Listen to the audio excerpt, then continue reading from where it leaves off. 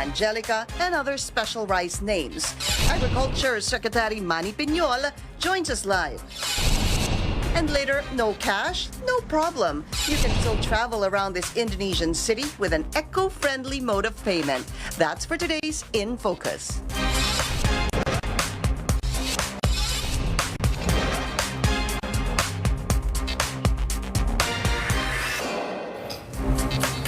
Thank you for joining us. I'm Pinky Webb. The government has imposed adjusted retail prices on rice in wet markets, a move it expects will help ease the impact of rising inflation and bring down prices of food products. The SRP on rice will be implemented in Metro Manila and the provinces around the capital, while discussions on SRP implementation in other regions are still ongoing. Also, no more fancy rice names like Sinandoming, Super Angelica, and Yummy Rice. And how is the Agriculture Department preparing for Typhoon Rosita's possible impact? Let's go straight to the source of the story. We have Agriculture Secretary Manny Piñol. Secretary, good to see you again. Maraming salamat po.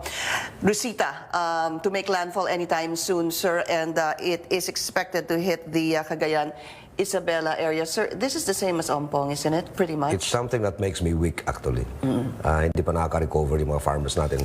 Here we are again. And the sad thing about this is that because of stringent government processes, medyo mabagal yung release natin ng pondo. You know, I think the President should be given the leeway to, or release funds as he wishes. Kasi pag dumaan kami sa halimbawa sa amin, right after Ompong, we invited the governors to submit to us their damage report. It amounted to 7.6 billion pesos. That's the recommended budget for the rehabilitation. We submitted it to NDRRMC. But history will show that more often than not, aabutin ng isang taon bago ma-release yan. Well, the 7.6 billion? No, previous experiences. Yolanda, for example, 3 years, 4 years. Na-improve namin during the Duterte administration, isang taon. Still, that's too long. Yes, of course. But what you're saying is the damage was worth 7.6 billion. No, the damage was about 30 billion. 30 billion, okay. Ang rehabilitation was 7.6. And how much of the 7.6 has been released, sir? Well, ang portion lang na na-release namin would be yung binhi namin from the DA, yung aming Quick Reaction Fund na pwede namin maibigay kaagad, yung aming maliliit na financial assistance. But the bulk of the money still has to be released. Which is what, 80%, sir? Ano Yes. pang hindi na-release? A big Mga 80%. And so, ito nga tinitignan natin, paano ba natin mapabilis yung interventions na ito? Because, agriculture is so unlike other projects. Like road, for example, pwede mong pagintayin isang taon yan. But the farmer na tinamaan ng bagyo, to be able to replant, must be given seeds right away. And that is the difference of agriculture with other sectors of government in as far as calamity interventions. Hindi sila pwede maghintay na isang taon. They can't even wait They a month, cannot. sir. They will go hungry. Yeah. They will go hungry. At saka yung seasonality ng agriculture kasi, maaring tamaan yung kanilang palay vegetative stage. But if they are able to replant right away, they will be able to catch up with the planting season. Pwede humabol. Because there are what, sir? 2 harvest seasons for rice in Two a harvest year. seasons, one pronounced dry season and the other is the wet season planting. So you're saying that there has to be a better way to be able to release funds when we're looking at, typhoons hitting the country and of course damage on agricultural products, sir. What are you looking at? Paano ho kaya ito Well, something like must an be done emergency about, power, yes, probably, something must sir? be done about this.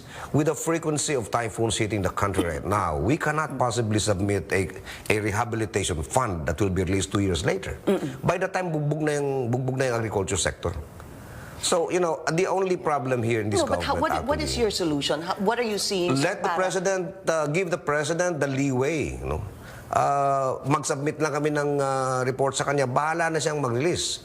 Huwag na natin padaanin sa mahabang proseso. Because, Which is, the process would be, so we understand, sir, you submitted to whom? The NDR? We submitted to the NDRRMC. The NDRRMC will validate it. And it takes months. 6 months is not even acceptable. Yeah. Dapat immediate eh. Yeah. Dapat the most the most that the farmers could wait is 15 days, 30 days. How are we assured, though, I hope you don't mind, Secretary, that the kind of budget that these governors will be submitting will be accurate? Paano ho kaya? Well, How do you cross-check that? The problem with us in government sometimes is that we tend to look at the irregularity rather than the regularity of transactions. Me, I'm an incurable optimist. I always would like to look at the positive side of things. Let's handle these problems with the assumption of regularity. Kasi pag palagi na lang sabihin mo na baka kurakutin yan, wala mangyari sa atin yan. If that is the way we look but what kind of safeguard do you have in place, sir? You can't blame the people if they think I know, that. but there will always be safeguards. You know, the problem with us in government is sometimes we tend to withhold our intervention simply because we're afraid that baka makuha tayo. But look, guys, we are trying to help the people. Let's give these people in government today the benefit of the doubt. They are working with regularity. That their intention is to help the people. If they do something wrong, then let's sue them. Kasi hindi naman And then that takes years also, sir. Well, you know, I guess this is the point, sir. I understand what you're saying, that there has to be a way to fast-track the release of funds. Yes. Hindi po ba? Because definitely farmers cannot wait. But if you suggest that, there has to be some sort of a cross-checking, sir. Of course. For there will always be ways of officials. double-checking and ensuring that funds are not, are not squandered. But as I've said, when we do things in government, let our actions not be withheld by the assumption that we will do something wrong. Let's operate on the assumption that we are doing something good for the people. Yeah, but maybe the public will say, prove it first, sir, before we operate on well, you have to do it first before to prove regularity. it. Yeah. So, what would you call this? This some sort of, yung parang nga mabilis yung pag-release ng funds. Would it be called? Because parang you can liken it to emergency power for the president. Yes, in fact, I'm contemplating right now, but the legal minds will have to refine this and fine-tune this. No? But I'm contemplating right now on giving the president emergency powers to address problems like this. We cannot wait for 6 months. We cannot wait for 3 months. I just heard Governor Mamba on radio today being interviewed, and he's still waiting for the interventions that we committed in the last Ompong. The lawin that hit them on October 2016 was released only earlier this year. A year and a half after. Yes. Yeah. So, pag ganyan ang ating pamamaraan to respond to calamities, talagang malulugmok yung agriculture sector. Okay.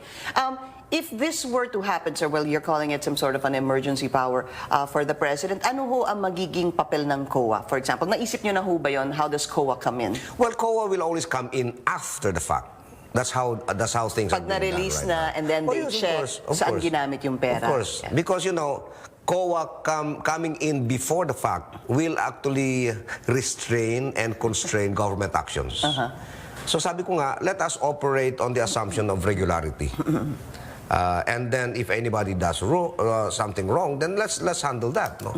But as I've said, we cannot possibly operate government with the idea that don't trust these people because they will do something bad. No? Pag palaging gano'n ang mindset natin, walang mangyayari sa gobyerno. So, okay, how do you plan to bring this forward to the president, sir? Paano nyo kaya mapaparating to sa Pangulo? We will have a cabinet meeting, I know, after the UNDAS, and I will make this recommendation to the president that he should be given emergency powers to respond to situations like Harap-harapan, sir, during the cabinet meeting. Yes. All right. So we were talking about Rosita, sir. So again, a problem because you were saying that's why kaya tayo umabot dito sa conversation na to dahil marami hubang agriculture products that you foresee again that will be damaged just like Ompong, sir, dahil nga parang pareho po yung track nilang dalawa. Actually, what would be damaged if Rosita would make landfall at the strength that it is projected to be? Ang inadamage siya yung nagre-recover ngayon na mga magsasaka. It's a double whammy. And that's tragic. No? In fact, we're looking at 2018 as not a very good year for agriculture because of this.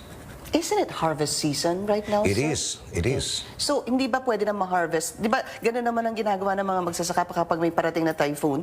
Kapag harvest season, na, inuunahan na rin nila kahit a couple of days prior to or a week before. Yes, but you have to understand that merong period of maturity yung palay, you know. You cannot harvest it 2 weeks before its maturity. Gatas pang... Hanggang kailan, sir, ang pwedeng harvest? Yung... There are specific periods, no, depending on the variety. Kaya nga ang aming solution dyan is to, when we met with the governors actually after Umpong, the governors agreed that we have to adjust the planting calendar. We have to plant well ahead of the schedule right now because naging pattern na September, October, tinatamaan ng bagyo. So since dati-dati October ang harvest season, we may have to move the planting season a month or a month and a half earlier. Earlier, not later? Earlier. I see. Okay. All right, sir. So, all right. So harvest season, maybe it might be a good idea to start moving that earlier or Yes, even possibly yes, even later because it hits smack during typhoon season. We'll be taking a short break. This is The Source on CNN Philippines. Please stay tuned.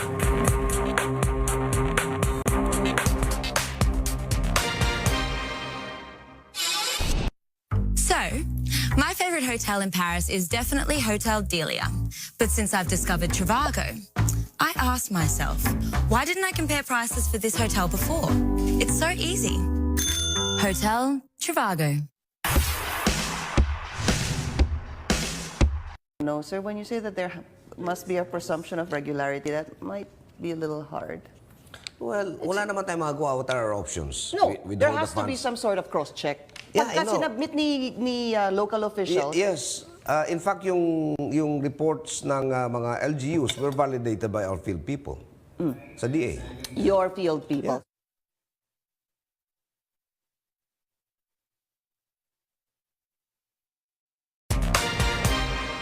You're watching The Source on CNN Philippines. Our guest today, Agriculture Secretary Manny Piñol. Sir, Saturday finally, you launched the suggested retail price. That was a bit, it was delayed for a couple of days, no?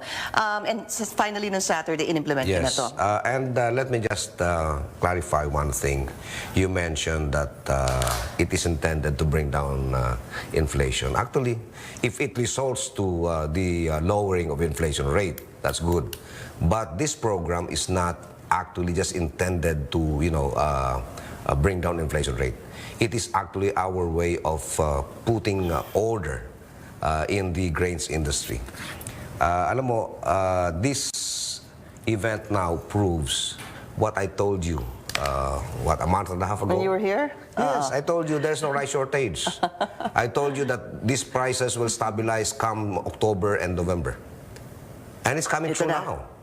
In fact, for those who believe that the stabilization of prices right now is because of the importation of rice, no, not yet. Ngayon pa lang dumarating imported rice. Hindi pa ba dumadating, Yes, sir? but you have to understand yung sinasabi ko, seasonality ng agriculture, especially rice. Meron tayong lean months at saka harvest season. Today is the harvest season. So people are harvesting. Nandyan yung bigas sa merkado, bumabagsak yung presyo. And then we also were able to establish that the prices of rice in the market, prices which were the subject of complaints and even attacks and even calls for my resignation from That's our right. legislators, were actually artificially manipulated. Look, nung makita ko, the day after NFA was transferred to the DA, I went to the Commonwealth market. And I saw the prices, 55, 60, 65, and all of these were imported rice. So I asked the retailers, ano ito? Sir, premium ng imported rice. Sabi ko, tika muna, ang landed cost is only 29 pesos, 30 at the most. Bakit ibebenta ng 16? So I invited the traders. I said, hey, I will not allow you anymore to import premium rice because you're pricing it way too high Masyado for the mataas. consumers.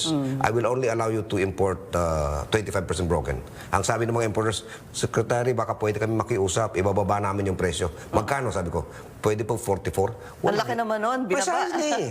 Precisely. So ang kita nila, ang landed cost 30, ang benta 44, 14 pesos per kilo. 60, 68, umabot pa ng 70 yung premium rice. Well, yeah. So what we were able able to prove was that the prices of rice in the market before the SRP came in were actually artificial prices, Well, manipulated prices, which were not indicative of a shortage of rice supply. There was never any rice shortage. But you should have done that way before, sir. So But para the walang manipulative.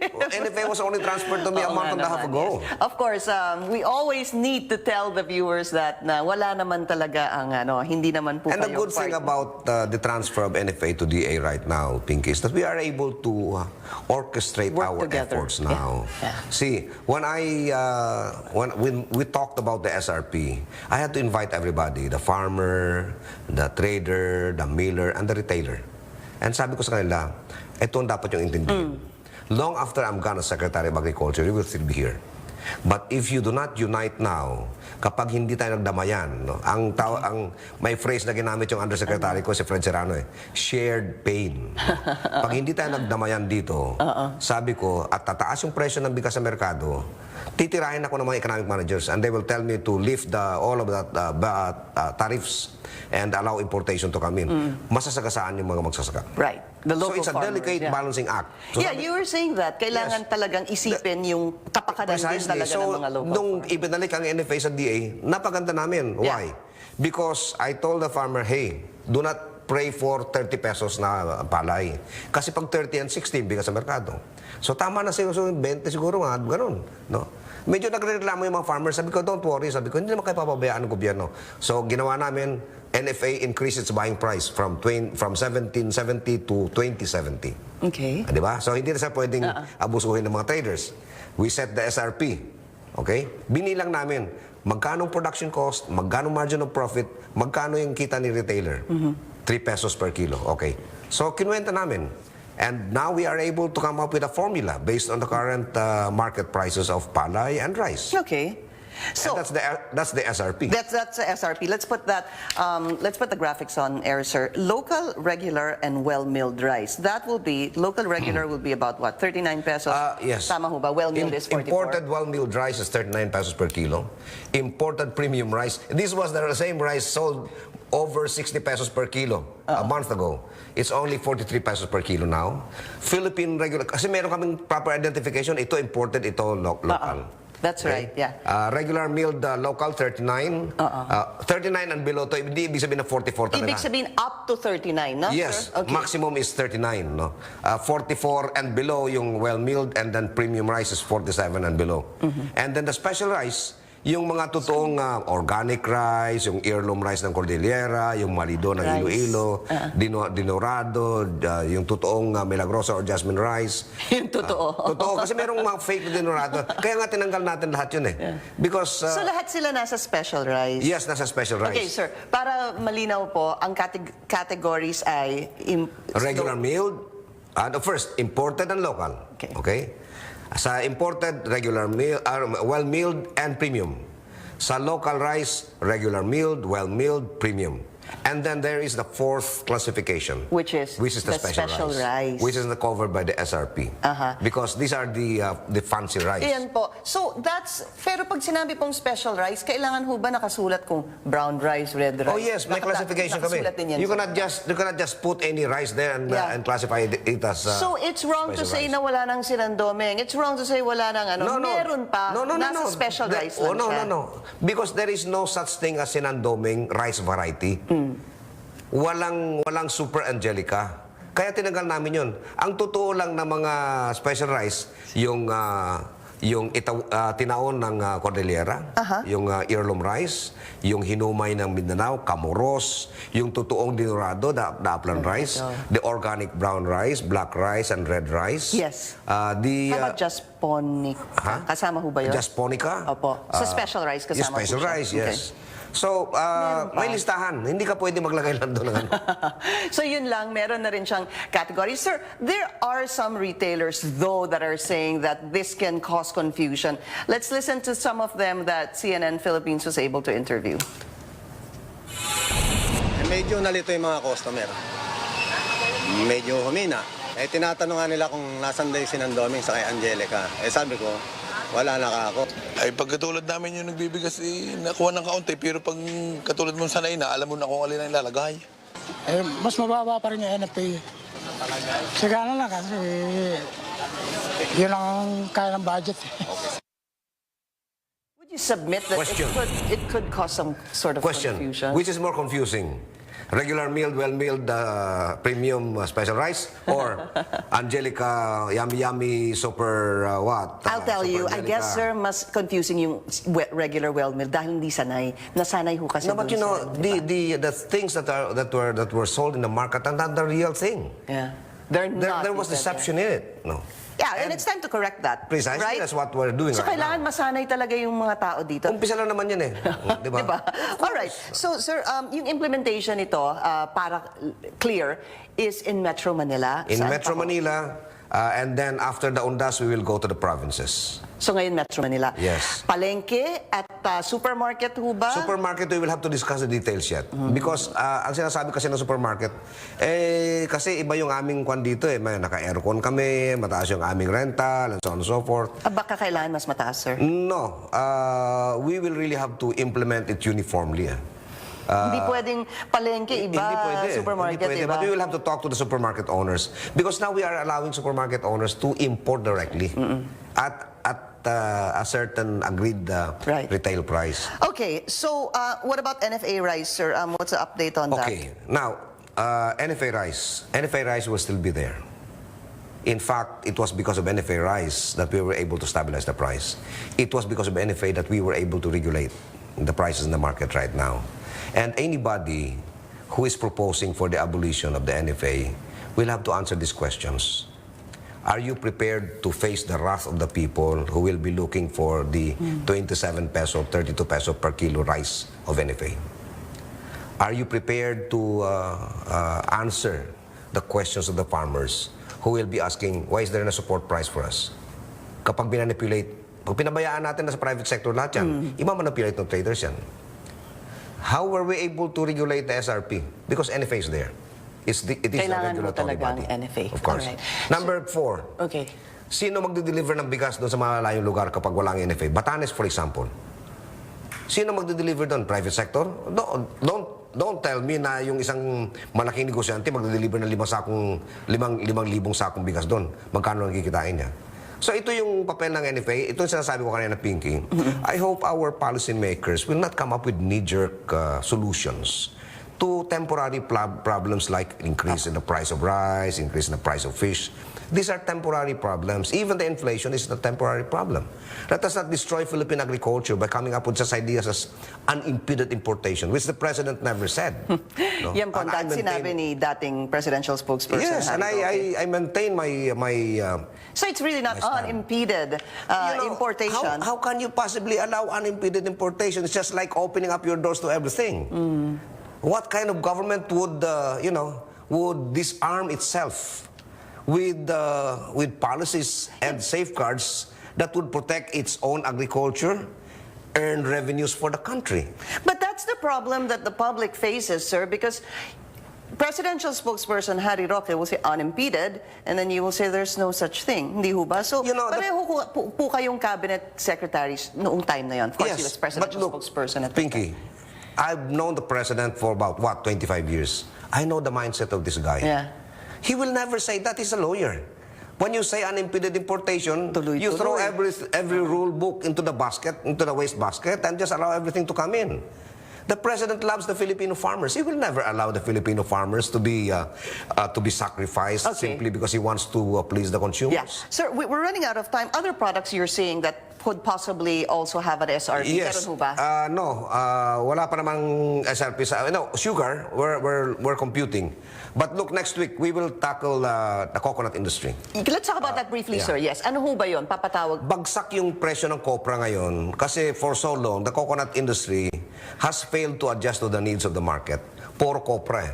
Yung Thailand, meron ng coconut water, meron silang mga green coconut, meron silang cocoa chips. Tayo copra pa rin. We failed to ride the train of market changes.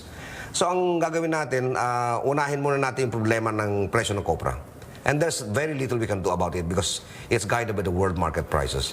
But next week, I will invite the coconut oil mill owners and the traders. And discuss what? And discuss ways of ensuring that the prices of copra would not really go low, and maybe come up with a system where initially pwedeng i-absorb muna yung mga copra at a certain price, parang guaranteed, and then pag tumaas yung presyo, bibigyan ng dividendo yung mga magsasaka. I see. All right. These are temporary things, and we are looking at developing other products from coconut. You know, there's a lot of products from coconut.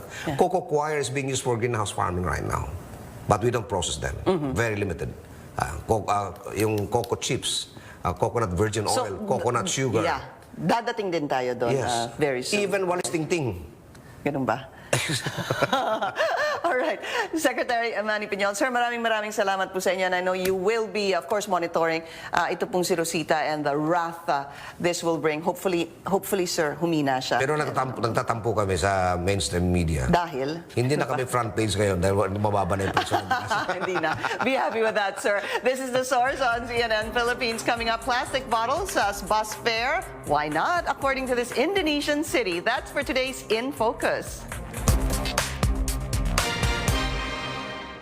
Topic natin ngayon is FO, friendship over. Ibang klase talaga yung kirot, sakit, yung saksak sa puso. At ito pa, that thing called overthinking, endless worrying. Hindi ka makatulog. Andyan yung fear of failure, fear of rejection, or fear of even being yourself. Relate much ba kayo? Don't worry.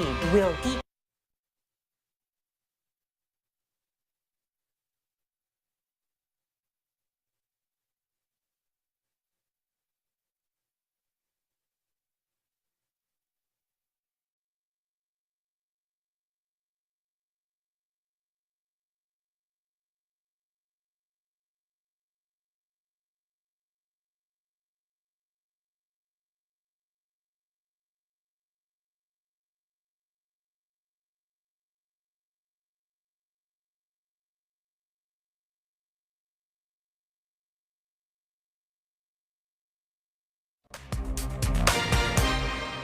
Time now for today's In Focus here on The Source.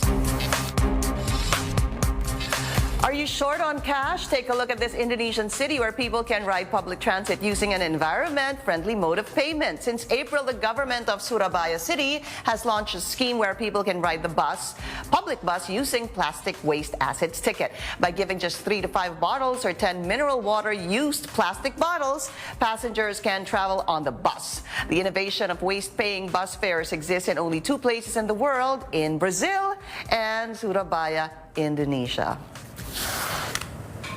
Well, I hope that happens to us soon. I hope we are able to implement that soon. That's very smart, sir. May kausap ako ngayon na American company. Yes, sir. They have developed an equipment that can process plastics into lahat ng kailangan mo. I see. That's also something we need to discuss sometime soon. Maraming salamat po sa inyo, Secretary Manny Piñol. Thank you for joining us here on The Source. I'm Pinky Webb. You're watching CNN Philippines.